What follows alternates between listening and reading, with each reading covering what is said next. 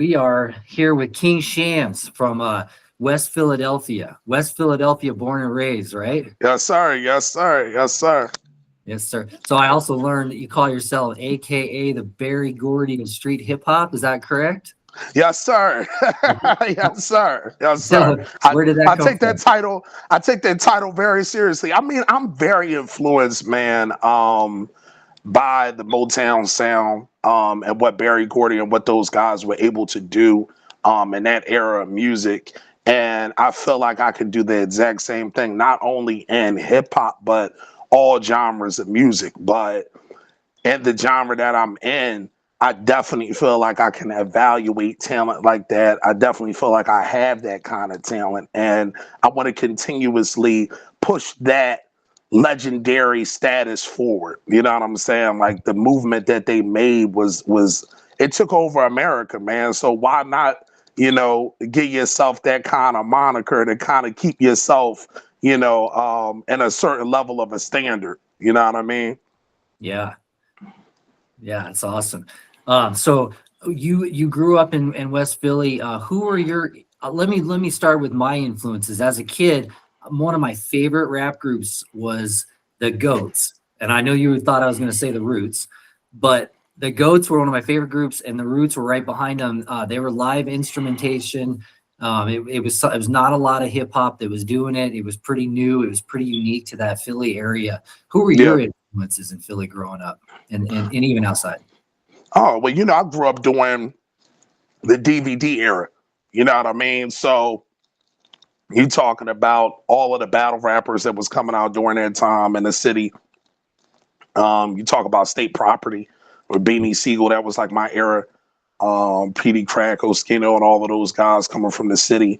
And that collaboration that they kind of had with Rockefeller. And I always tell people like Rockefeller was really like a Philly label. You know what I'm saying? Like outside of Jay, you look at like during that time of that era when they were really running things, it's not but Philly artists on there. So when you start talking about the influence that they had, guys like Black Thought has always been a dope MC from the city. Meek Mill started off in the battle rap era.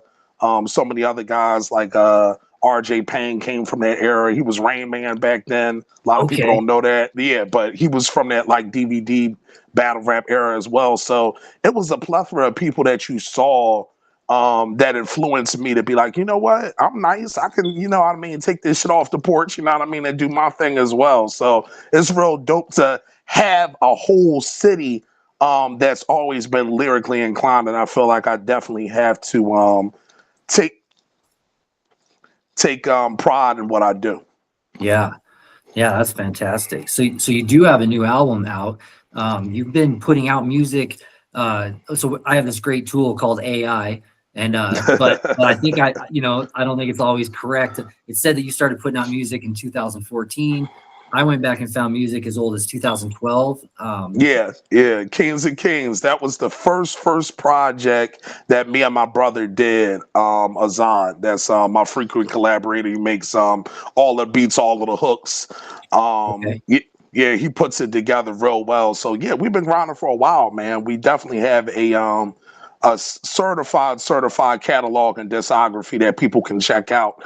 And there's always been dope music. The sound may have changed, Mm. but the integrity of the hip hop, the lyrics, you know what I mean, the hooks, all of those things are the same, or if anything, have enhanced to be better. You know what I mean? I honestly think that the work is way better than the work we've put out previously. But yeah, we've been doing it for a minute, man.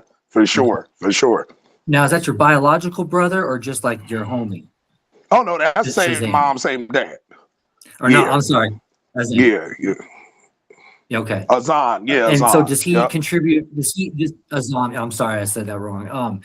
And so he's the producer. Does he rap at all too, or do hooks Oh or yeah, anything? yeah, Yeah, he's yeah. He oh, matter of fact, on the one record that's on Hustlers Renaissance, he's on the second, he's on the first verse, mind you. He does the first verse on Money, Murder, and Drugs, as well as the hook. So he's a vicious Swiss Army knife, man. I always say that he's the best artist in the world because he not only can produce, but he can rap and he can do hooks. I feel I'm the best rapper in the world because anything you line up to me, I'm knocking it out. It doesn't matter what it is, whatever beat it is. I'm gonna put that time and then I'm gonna put that pain in too. So yeah, but same mom, same dad, man, same house. Yep, that's my little brother. Yep. Okay, I love that. Okay, so and so he's featured on Money, Murder, and Drugs on Yeah. that second single you're talking about, and then let's see, Beware of the Wrong and God and Only God Knows from 2024. Actually, listen to that and really like that track. So yeah, kudos. I really like that. Let's talk about the new album. It's called Hustlers Renaissance Volume 1, correct? Yes, sir. Yes, sir. Yeah. Well, let's plug that. Tell me where that inspiration came from and how long you guys worked on that for. Oh man, that's a great question. First and foremost, we definitely took our time, like we take our time with all of our projects, as far as what we want to do, as far as the direction, musically, and of course, you know, in this space of being an independent creator, because we're all doing the same thing, pushing our product and trying to figure out how we can market and promote. We wanted to make sure that all of those things were in place beforehand as well. And we just sat down and just started to create. You know, we started a series called Bars from the Block to kind of build a certain level of anticipation, to kind of be our hook, to kind of get people more excited about the project, as opposed to, you know, you just putting the project out there like, here's the project, here you go. No, you want to build a little bit of anticipation. You want to get people to see your talent. And that was the main thing. My brother sat back, he gave me some beats. I was listening to him, and just like before, you know, like you said, with all of the rest of the music we put together, we sat down, we started just chipping away at it. And then Hustlers Renaissance was formed. We came up with the name based off of, it was an original title called Hustlers Renaissance Live from Peru. That was going to be the original title, but we cut it down to make it a series, whereas Hustlers Renaissance Volume 1, where it'll be more series behind it. But it basically derived from the name, or the title derived from the Harlem Renaissance. You know, that was a very, very big time in African American history, as far as, you know, dope innovators and, you know, new music, new writers, new style, stuff like that. So I felt like the Hustlers needed that too, because I felt like in this new wave of music, it's more of a junkie rap thing rather than a hustler rap that I grew up on, the street shit that I grew up on, where it was about the fly girls making the money, making the moves. And, you know, again, if you're a person that's battling with an addiction, I'm not taking a shot at that person. I'm taking a shot at the person that's like, oh, I'm promoting this as cool, and then you wind up in a precarious situation. So yeah, I definitely thought about that, and I wanted to kind of put that out there, and that's kind of what I've been saying and other interviews I've been doing on this promo run for the project. It's like, yo, we bringing the hustler music back. You know, when you listen to Jay and, you know, Big and Nas and the mafioso rap, and Cool G rap and Wu-Tang Clan and stuff, that's just like the fathers of me, my style and everything. You know what I'm saying? So I wanted to pay homage to them. I feel like you have guys that are doing the Lil Wayne kind of thing or the Uzi Vert kind of thing already. It's like, well, who's carrying the torch for the OGs that really set the standard? Right. You know what I mean? So that was kind of, you know what I mean? That was kind of the mindset I approached it with lyrically, for sure. Okay. And I love the idea of the Renaissance too. I don't know if a lot of people know, but Renaissance is like follows hard times, right? Follows dark ages. It was the struggle that brought about the Renaissance. It brought about like this like field of creativity and community. Yeah, for sure. So not only are you a rapper, but you're also CEO of Dead Wrong Records. Is that correct? Yeah, that's your record label. That's your protection, your liability. Do you have any other artists on that label besides the two of you?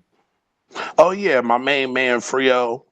He was actually on that record you were talking about. Only God knows. He's the third verse. No, he's the second verse. I'm the third verse. He's the second verse on that. Okay. Azzan actually sets that record off. He actually rapped on it, produced on it, and did the hook as well. And we also have a couple of people that we're considering bringing into the fold because, again, you want to make sure when you're running a label or anything that you're doing, you want to make sure that everybody is aligned with the vision. Mhm. And we've had different artists and stuff here before that didn't really align with the vision, and it's no fault to them. Everybody has their own things that they want to go on ahead and pursue, but we definitely have a couple of artists that we're bringing into the fold that fit the musical vision and fit the hustle of what we're trying to do and what we're trying to build, which is a very great infrastructure. So yeah, we definitely are always looking for artists. Right now, it's just us kind of rocking out. And then, like I said, we do have some people that are under consideration at the moment. Okay. Uh, one of those AI things I found and I was just curious about, it says other label projects include Dawn of the Dead. But I couldn't find anything else about that. Is that accurate? And, Oh and yeah, for sure. Dawn of the Dead, to be honest, was probably the start of this new sound that you hear now. It was basically a compilation project that me and my brother put together with some of the artists that were on the label at the time, and then other collaborators within our space. Shout out to Def Soldier, who's a really dope artist out of New York. Pretty Bully, if you haven't heard of her, check her out. Really okay. dope female MC, really dope. Um, we put all of them on a project because we wanted to showcase dope artists, Mm, dope MCs, and really do it for the culture. And not only do that, but also showcase this new sound that we were putting together. So everything that you can look up from now on, one of the projects that was like right after that, that probably kind of solidified the new sound was the project that I did, which was called Rise of Corleone. mhm. That's on all streaming platforms. People check that out. All of this music we're talking about is all on streaming platforms, so you can basically listen to it, excuse me, and connect the dots. But Dawn of the Dead was basically the genesis of that. And it kind of is fitting what it's called, the Dawn of the Dead, Dawn of Dead Wrong Entertainment, Dawn of Dead Wrong Records, you know what I'm saying? Okay. So it all works together, it all aligns, man. And it's a really dope project. You can check that out on all streaming platforms as well. And we just put it together, man. We were basically doing electric street hip hop, man. Like I Okay. feel like you can play our music like in stadiums and you can get the party going, but it still, like I said, keeps the integrity of the MC. It still keeps the integrity of our culture. You know what I mean? Yeah, sure. So these days, what's your favorite way to connect with fans? Like, are you on Patreon? I mean, we met on Instagram. Yeah. What platform like suits you best and do you feel like gives you the most leverage? I mean, that's a great question because it's all about what kind of fits your liking, right? As far as like how you want to connect with people, how you want to network. I'm trying to use every platform that's available, man. You know what I mean? Because it's such a grind gathering people, connecting with people on this internet.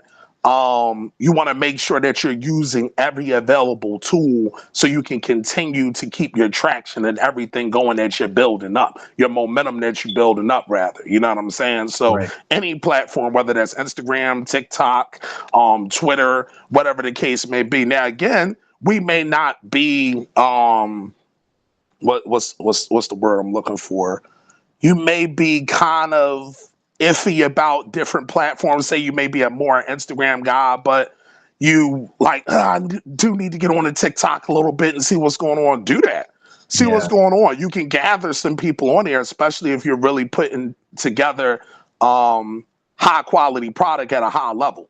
So why not use every platform to get your work out there? You know what I'm saying? So to make it short, I'm on every platform hustling, man. Just like Okay. how we connected. I'm like, yo, I got this product. This is something dope. This is something dope for the culture. And then you listen to it, and I allow you to be the judge. I allow all of the different people to be the judge. So if you think it's dope, we can build, we can connect. If you've got some work that you're doing as well, I'm going to support you. You know what I mean? We got to do that within our community. Yeah. That's great. Yeah. I can tell you just from like starting this, this like YouTube page. Yeah, I know TikTok's out there. I'm not on Facebook. I actually got kicked off Facebook, so that's a no option.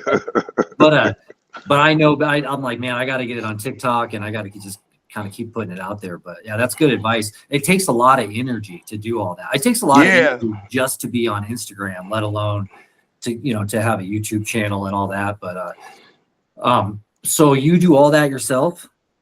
Oh yeah, for sure, for sure. When you start talking about anything you see that's being done, is really a two-man job. Whether it's me and my brother, whether it's all of the interviews, all of the write-ups, putting the music together, doing promo runs, all of these different things, sending the links around to different people, filming our Bars from the Blocks series and everything. Like, we're doing everything because, to be honest, just in this new game, and I think people just need to realize that this is what you're doing until you build enough to have people that can follow your vision. You just have to accept that, put your nose to the ground and grind. You know what I mean? It's just that kind of thing, especially for people like me and you, which we're both in the same boat of independent content creators, where we got to put this shit together, man. You know what I mean? We got to push this shit and get as many people in the community to support it. So yeah, we're doing all of it, man. You know what I mean? Connecting with different people overseas, putting different plays and different moves together there, looking for different markets that we can push, looking for different demographics that we can push into. You know what I mean? We're looking at every angle, and we're doing it on our own, man, until we actually get people that truly align with the vision and understand that it's not just a we thing, it's a we thing. You know what I mean? Not just like it's just me and my brother, trying to benefit off of something or take advantage of people or whatever the case may be. Because you know how people are. I mean, we've lived long enough to know that these are thoughts that kind of cross people's minds. You know what I mean? But we're like, no, we're putting together a community and a movement where we all can eat and we can keep this hip hop culture that we love, that we've been doing for free, alive. So why not get together and get paid? You know what I'm saying? Yeah. Yeah. Very true.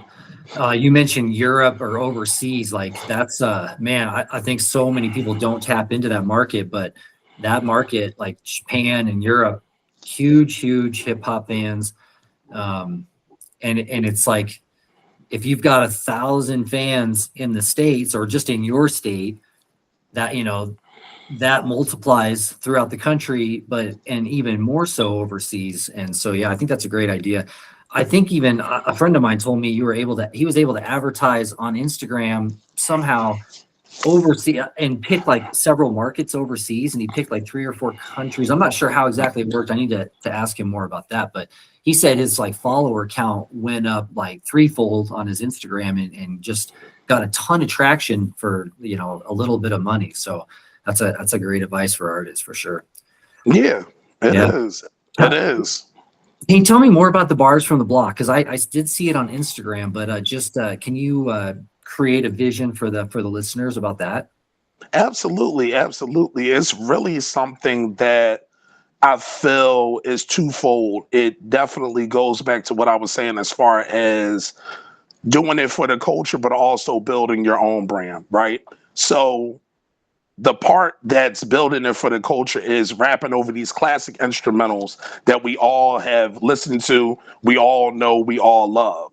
And for me as an artist, it's a challenge because it's like, yo, I've never really heard people freestyle over these beats. And if they did freestyle over these beats, they were subpar MCs. They didn't really put the work in and the time and then really put that craftsmanship that you need to attack these beats. These are some fucking legendary beats. You know what I mean? I took it almost like I'm climbing a hill and I got to slay the monsters. You know what I mean? I got to slay the dragons. I got to do all that. You know what I'm saying? When I'm listening to these beats. So that's the part of it that's for hip hop. And then on the side of it, like I was talking about earlier, we wanted to build anticipation.